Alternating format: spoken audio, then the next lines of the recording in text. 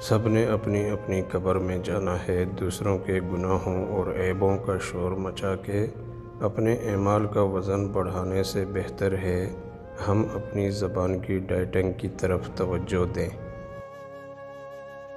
واحد اللہ کا در ہے جہاں اگر بغیر بلاوے کے بھی چلے جاؤ تو شرمندگی نہیں ہوتی بلکہ سکون ملتا ہے۔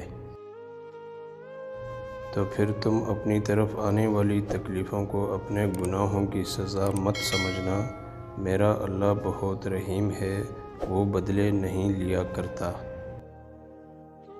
انسان کا بات کرنا کافی نہیں، بات میں تاثیر ہونا ضروری ہے، اور تاثیر خلوص اور عاجزی کے بغیر نہیں آتی زندگی میں۔ دل کرتا ہے برسوں بعد پھر کوئی مجھ کو فون کرے اور نم آلودہ آواز سن کر ایک پل مجھ سے اتنا پوچھے ٹھیک تو ہو نا تم؟